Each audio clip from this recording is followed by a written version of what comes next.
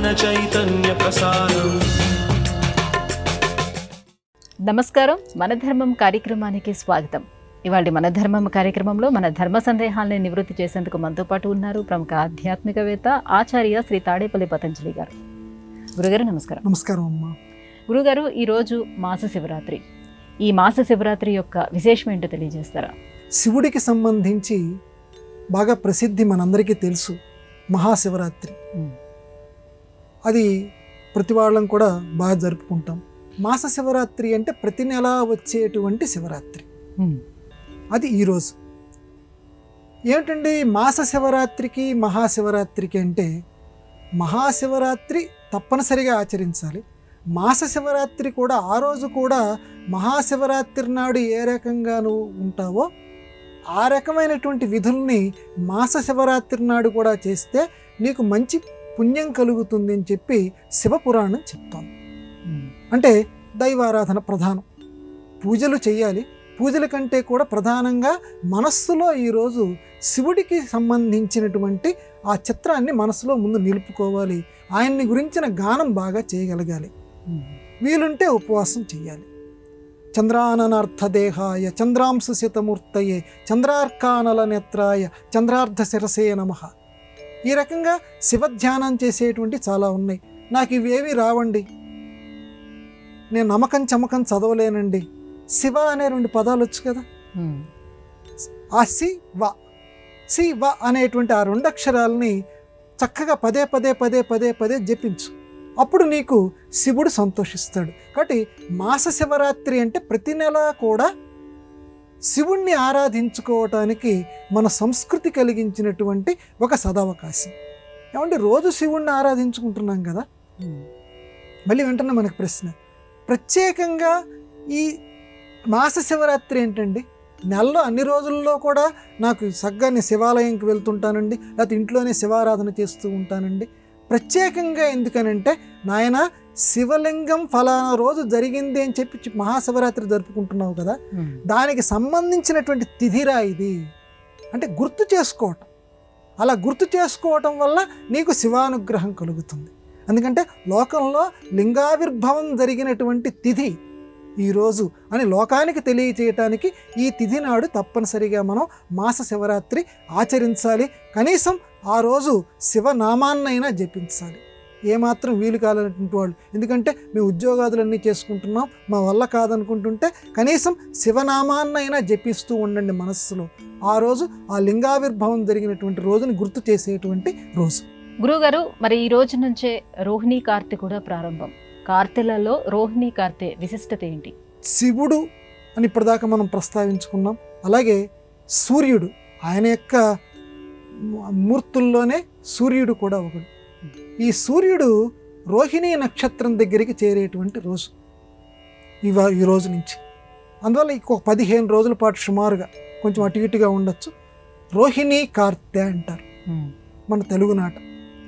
ఈ కార్తె అనేసరికి మన వాళ్ళందరికీ కూడా తెలుగువాడు తప్పనిసరిగా గుర్తుకొస్తాడు. ఎందుకంటే తెలుగువాడు పెట్టినటువంటి అందమైనటువంటి పేరు.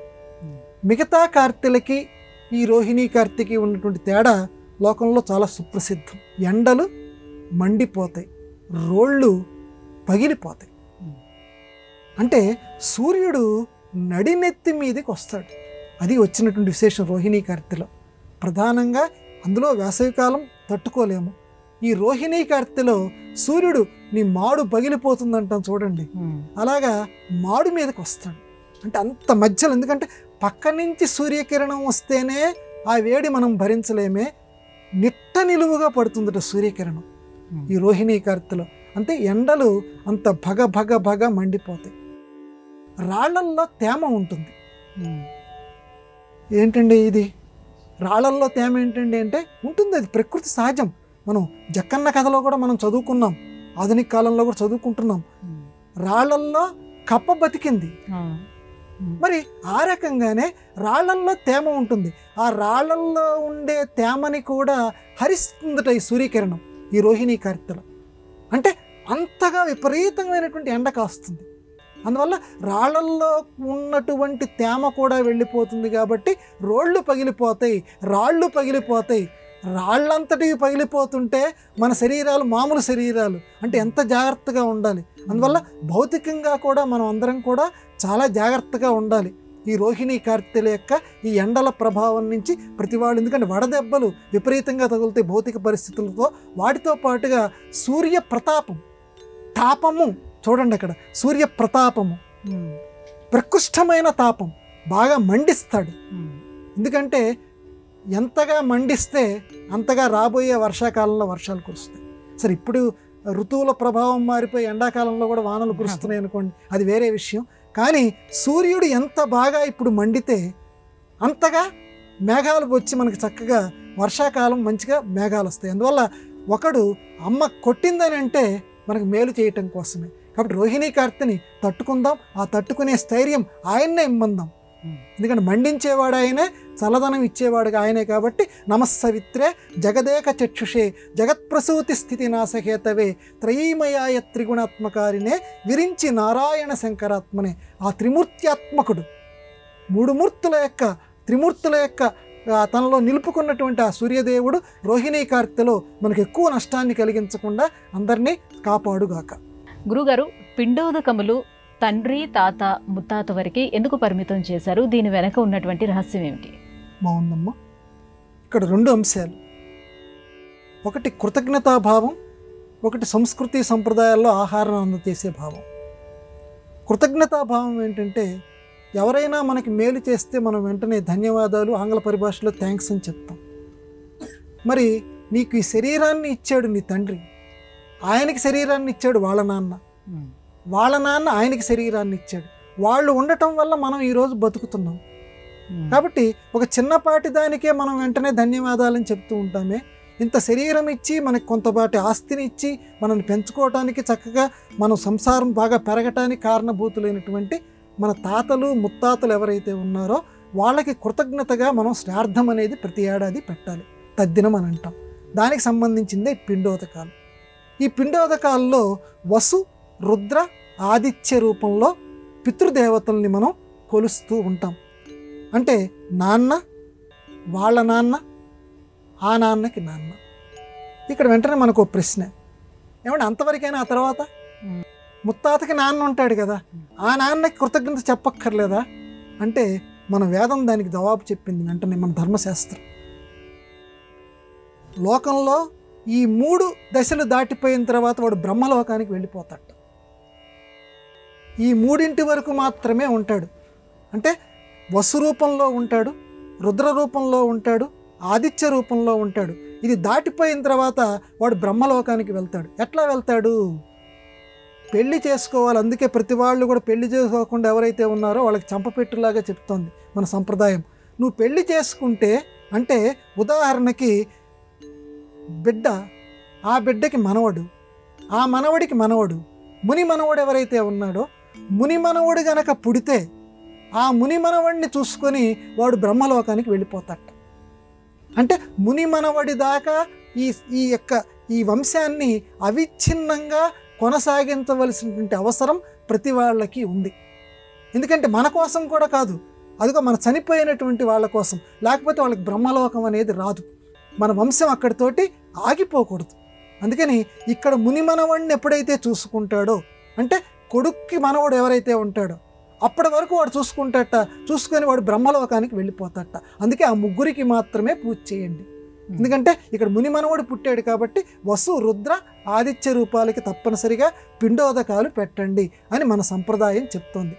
సంప్రదాయం సంగతి అలా ఉంచితే మళ్ళీ ఇంకో మాట చెప్తున్నాను, కృతజ్ఞతను చూపించేటువంటి గొప్ప విధానాన్ని మనకి సంప్రదాయం ఈ పిండోదకాల రూపంలో మనకి నేర్పుతోంది. అది గురువుగారు, శూర్పణఖ ముక్కు చెవుల్ని లక్ష్మణుడు కత్తిరించారని మనందరికీ తెలిసిన విషయమే. కానీ దీని వెనకాల దాగి ఉన్న అంతరార్థం ఏదైనా ఉందా? మనకి వెంటనే రామాయణం చదువుతుంటే ప్రశ్న వస్తుంది, ఏమంటే శూర్పణఖని లక్ష్మణుడు ముక్కు చెవులు కత్తిరించాడు. ఇది అందరికి చిన్నపిల్లల దగ్గర నుంచి మనం చదువుకున్నాం రామాయణంలో. ముక్కు చెవులే ఎందుకు కోసేసాడు? ఏమండి నోరు పీకేసేయచ్చు కదా, లేకపోతే గొంతులో ఇలా కత్తి గుచ్చేయచ్చు కదా, లేదా తలకాయ మీద ఒక్కడే టకామని తలం నరికేయచ్చు కదా, లేదా చేతులు కత్తిరించవచ్చు కదా. ఎందుకనండి ముక్కు చెవులు మాత్రమే ఎందుకు కోసేసాడు అని ప్రశ్న వస్తుంది మనకి. దీనికి జవాబు వాల్మీకి రామాయణంలో లేదు. ఎందుకని కత్తిరించాడు లక్ష్మణుడని. విశ్వనాథ సత్యనారాయణ గారని జ్ఞానపీఠ అవార్డు గ్రహీత, ఆయన రామాయణ కల్పవృక్షం అని ఒక గొప్ప గ్రంథం రాశారు. అందులో జవాబిచ్చారు. అందువల్ల మహర్షులు ఏవైతే మనకి జవాబులు దొరకకుండా ఉంటాయో అవి తర్వాత వాళ్ళ రామాయణాల్లో మనం చూడొచ్చు. ఆయన ఏమని జవాబిచ్చారంటే, శూర్పణఖ వీళ్ళిద్దరి దగ్గరికి వచ్చిందన్న విషయం మనకు తెలుసు. రామలక్ష్మణుల దగ్గరికి వచ్చింది, నన్ను పెళ్లి చేసుకో అని రాముణ్ణి అడిగింది. నాకు వివాహం అయిపోయింది, అదిగో చూస్తున్నావు కదా, అదిగో లక్ష్మణుడు భార్యని వదిలేసి వచ్చాడు, వాడి దగ్గర తమాషాగా వాడి దగ్గరికి వెళ్ళని చెప్పి రాముడు చెప్పాడు. శూర్పణఖ లక్ష్మణుడి దగ్గరికి వచ్చింది, నన్ను వివాహం చేసుకోమంటే భలే ఉన్నావులే, నేనే సేవకుణ్ణి, మళ్ళీ సేవకుణ్ణి అయినటువంటి నన్ను పెళ్లి చేసుకుంటే నువ్వు కూడా సేవకురాలివి కావాల్సి వస్తుంది అని చెప్తూ తమాషాగా ఒక మాట అంటాడు. నీ కడుపున్న చూడు యోజనం పొడవు ఉంది, నేను పెళ్లి చేసుకుంటే భార్యకి తిండి పెట్టాలి కదా, సరదాగా అంటాడు విశ్వనాథ రామాయణ కల్పవృక్షంలో. భార్యకి తిండి పెట్టాల్సిన అవసరం నాకు ఉంటుంది కదా, నీకు చూస్తే రోజుకు ఏనుగుని చొప్పున హరాయించుకునేటువంటి శక్తి నీకుంది, నీకు అన్ని ఏనుగుల్ని నేను ఎక్కడ తెచ్చి పెట్టగలను, కాబట్టి ముందే చెప్పుకుంటున్నాను తల్లి, పెళ్లి చేసుకున్న తర్వాత భార్యను పోషించలేకపోతే వాడు భర్త కిందికి రాడు కదా, అందువల్ల శుభ్రంగా నువ్వు మళ్ళీ మా రాముడి దగ్గరికి వెళ్ళిపో, ఆయన్నే పెళ్లి చేసుకో, వాళ్ళిద్దరికి ఎలా సేవ చేస్తున్నానో అప్పుడు నీకు కూడా కలిపి సేవ చేస్తాను అని లక్ష్మణుడు కూడా ఒక ఆట ఆడుకుంటాడు. అంటుంటే ఈవిడంటుంది వెంటనే శూర్పణఖ, ఓహో నాకు తిండి పెట్టాల్సి వస్తుందని నువ్వు భయపడుతున్నావా? లక్ష్మణ, నా దగ్గర ఒక అద్భుతమైన శక్తి ఉంది. ఏ శక్తి అంటే, ఒక 10 యోజనాల దూరం వరకు, యోజనం అంటే 8 మైళ్ళు, చూడండి, ఒక 10 యోజనాల దూరం మేరకు ఏ జంతువు ఉన్నా సరే ఆ జంతువుని నేను ఒక్కసారి ఇలా పీలుస్తాను, కొండ మీద నుంచి సెలయేరు ఎంత వేగంగా దూకుతుందో, అక్కడ పోలిక రాస్తాడు విశ్వనాథ సత్యనారాయణ గారు. కొండ మీద నుంచి దూకే సెలయేరు ఎంత వేగంగా ఉంటుందో నా ఊపిరి అంత వేగంగా ఉంటుంది. నేను ఒక్కసారి 80 మైళ్ళ దూరం లోపల ఏ జంతువు ఉన్నా సరే నేను ఒక్కసారి అలా ఊపిరి ఇలా అన్నానంటే చాలు, వచ్చి ఆ చప్పుడు నాకు వినపడుతుంటుంది, ఆ స్పర్శ నాకు తెలిసిపోతుంటుంది, ఇలా వాసన పీలుస్తా.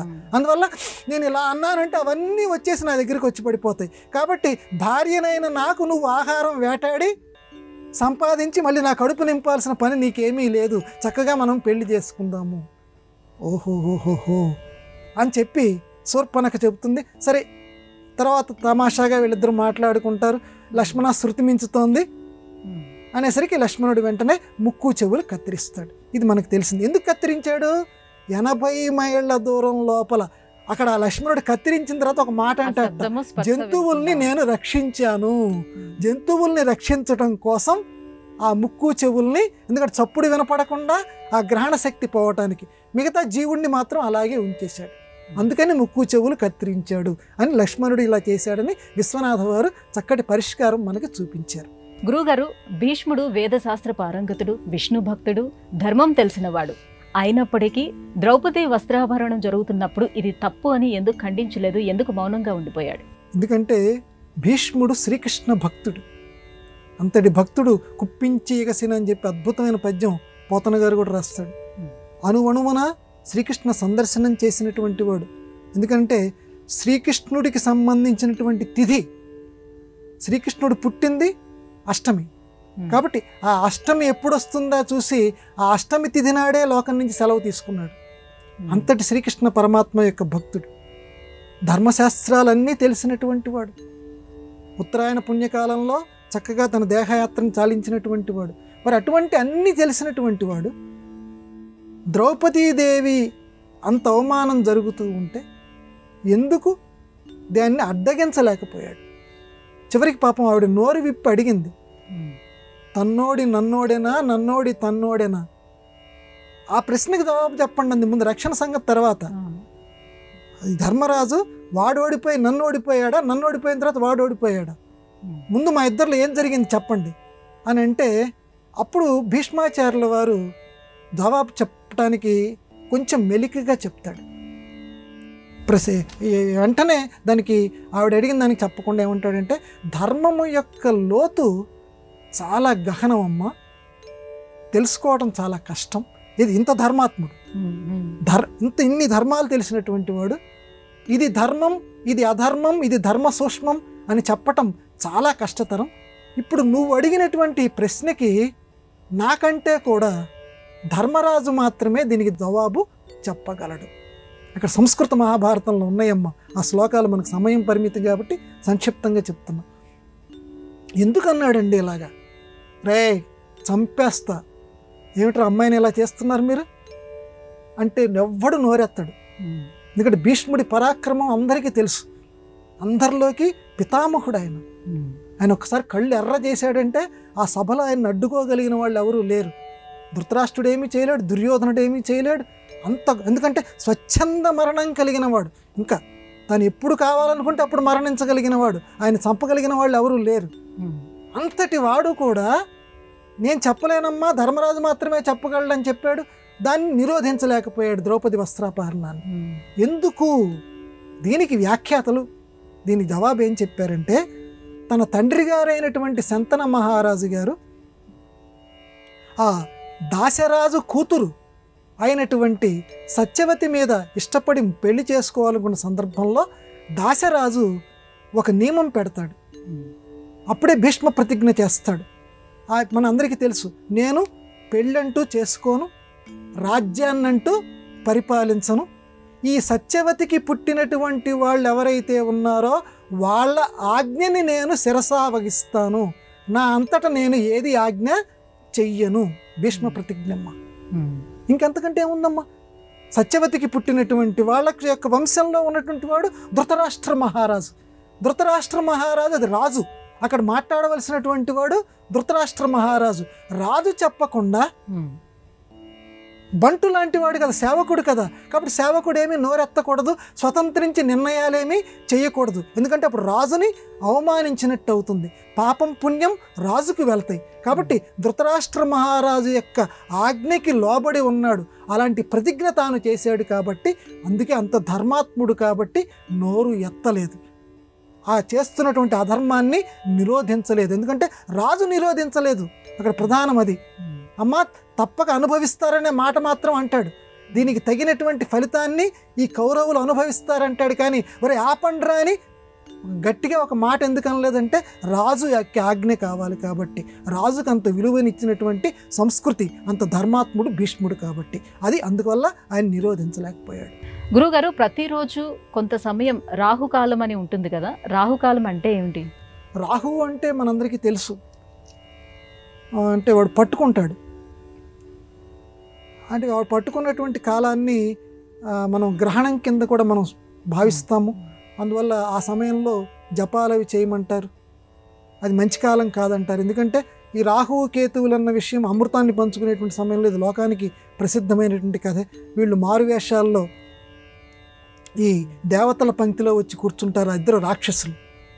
వీళ్ళిద్దరూ మిగతా దేవతలతో పాటుగా అమృతాన్ని ఇలా స్వీకరించబోతుంటే ఆ పక్కన ఉన్నటువంటి చంద్రసూర్యులు ఇద్దరు కూడా సైగ చేస్తారు. అందువల్ల ఆ అమృతం ఇక్కడ వరకు వచ్చింది. విష్ణుమూర్తి వీళ్ళిద్దరి సైగలతోటి కంఠాన్ని తెగ నరుకుతాడు. అందువల్ల ఇక్కడ వరకు మాత్రం వాళ్ళు చిరంజీవులు, మిగతా శరీరం అంతా పోతుంది. వీళ్ళిద్దరు ఏం చేస్తారంటే అప్పుడప్పుడు వీళ్ళిద్దరిని పట్టుకుంటూ ఉంటుంటారు, సూర్యుడిని చంద్రుణ్ణి, ఈ రాహుకేతువులిద్దరు. ఇది మనకి సంప్రదాయ సిద్ధంగా ఉన్నటువంటి కథ. సరే, ఇంతకీ మనకి రాహుకాలం అని ఏమంటారంటే వీడు పట్టుకునేటువంటి కాలం, కొంత సమయం చెప్పారు ప్రతిరోజు కూడా. ఆ రాహుకాలంలో మనం సూర్యగ్రహణం అప్పుడు ఏవే పనులు చేయకూడదు. ఈ రాహుకాలాన్ని కూడా వర్జ్యం, రోజు మొత్తం మీద వర్జ్యం అంటారు చూడండి. వర్జ్యం అంటే ఏంటి? విడిచిపెట్టదగినది. మన క్యాలెండర్లలో కూడా వా అని రాస్తారు, వా అంటే వర్జ్యము అని. అలాగే రాహుకాలం అంటే కూడా రాహుకాలం, యమగండం, ఇవి కూడా మన వాళ్ళు రాస్తూ ఉంటారు. అంటే రాహువు పట్టుకున్నప్పుడు సూర్యుడు ఏ రకంగా విలవిల్లాడిపోతూ ఉంటుంటాడో ఇది కూడా ప్రతిరోజు కూడా రాహువు కొద్ది సమయాన్ని అలా పట్టుకుంటూ ఉంటుంటట. అందువల్ల మనం అందరం కూడా ఏం చేయాలంటే ఆ రాహుకాలంలో ఆ సూర్య భగవానుడి యొక్క స్తుతి చేస్తూ ఉండాలి. ఆ సమయంలో ఎవ్వరు ఎటువంటి పనులు చేయకండి, ఏ శుభ కార్యక్రమాలు పెట్టుకోకండి. ఎందుకంటే రోజు మొత్తం మీద వాడు కొంచెంసేపు అలా పీడిస్తుంటుంటాడు. అందువల్ల దేవతనే అలా పీడిస్తూ ఉంటాడు కాబట్టి మనకి దేవతకి సానుభూతి సూచకంగా మనం కూడా ఎటువంటి కార్యక్రమాలు చేయవద్దు అన్నారు. అందుకే రాహుకాలము అని పెట్టారు. అందువల్ల రాహుకాలం నాడు మనం ఎటువంటి కార్యక్రమాలు చేయకూడదు. అందున శుభ కార్యక్రమాలు అసలే చేయకూడదు. గురుగారు, తెలుగు పలుకుబడులు నుడికారాల విషయాన్ని ఎలా విశ్లేషించుకోవాలి? చాలా గమ్మత్తైందమ్మా మన తెలుగు భాష. దేవభాషకి సన్నిహితమైన భాష. ఉదాహరణకు చూడండి, ఈ పలుకుబడిలో అన్నీ చెప్పుకోలేం కానీ కొద్ది సమయంలో ఒకటి చెప్తాను. నా పాదాభివందనాలు అంటాం. నీకు నా పాదాభివందనం అంటే అక్కడ వాడు చెప్పదలుచుకుంది ఏంటి? నీ పాదాలకి నేను నమస్కారం చేస్తున్నాను అని చెప్పదలుచుకున్నాడు. కానీ ఏమంటున్నాడు? నా పాదాభివందనం అంటున్నాడు. నా పాదమా? అభివందనం అంటే నమస్కారం. నా పాద అభివందనం ఏమిటి అంటే నా పాదాలకి నమస్కారం నేను చేసుకుంటున్నానా? కాదు, నీ పాదాలకి నేను చేస్తున్నాను. కానీ ఏమంటున్నాడు? పైకి ఏమంటున్నాడు? నా పాదాభివందనం అంటే నీ పాదాలకి నేను నమస్కారం చేస్తున్నాను. ఇది తెలుగు పలుకుబడిలో ఉన్న అందం. పైకేమో వేరే అర్థం వస్తున్నట్టు అనిపిస్తోంది. నా పాదాలకి నమస్కారం కాదు, అక్కడ నీ పాదాలకి నేను నమస్కారం చేస్తున్నాను అని పెద్దవాళ్ళ విషయంలో నా పాదాభివందనం. అన్నమాచార్యుల వారు కూడా ముద్దుగారే యశోద ముంగిట ముత్యము వీడు అనే ఒక కీర్తన రాశారు. అది చాలా ప్రసిద్ధమైనటువంటిది. ముద్దుగారే యశోద ముంగిట ముత్యము వీడు. ఇక్కడ చెప్పదలుచుకుంది ముద్దుగారే అంటే మనోహరమైన అందమైన అని. ఇక్కడ అందమైంది యశోద కాదు, యశోద కాదు. ముద్దుగారే యశోద ముంగిటి ముత్యము వీడు. ఎవరు అక్కడ? అందమైనటువంటి వాడు శ్రీకృష్ణుడు. బాలకృష్ణుడు అని చెప్పటానికి ఈ ముద్దుగారే అని తీసుకొచ్చి యశోద ముందు పెట్టారు. మనం వెంటనే యశోద ముద్దుగారే అని అనకూడదు. అంటే మన తెలుగు పలుకుబడుల్లో ఉన్న అందాన్ని ఆ రకంగా జాగ్రత్తగా మనం చూడాలి. నా పాదాభివందనం అంటే నీ పాదాలకు నమస్కారం. అలాగే ముద్దుగారే యశోద అంటే మనోహరమైనటువంటి వాడు శ్రీకృష్ణుడు అని చెప్పుకోవాలి. ఈ రకంగా మన తెలుగు భాషలో అందంగా జాతీయాలు పలుకుబడులు ఉంటుంటాయి. ఎప్పటికప్పుడు సమన్వయించుకుంటూ ఉండాలి. గురుగారు, ఇవాటి మన ధర్మం కార్యక్రమంలో మాకు వచ్చినటువంటి సందేహాలన్నీ కూడా నివృత్తి చేసినందుకు ధన్యవాదాలండి. నమస్కారం అమ్మా. ఇది ఇవాల్టి మన ధర్మం కార్యక్రమం. రేపటి మన ధర్మం కార్యక్రమంలో మళ్ళీ కలుసుకుందాం. నమస్కారం. ఈ కార్యక్రమాన్ని తిరిగి చూడాలనుకుంటే www.youtube.com/ETV Life Spiritual లో చూడవచ్చు.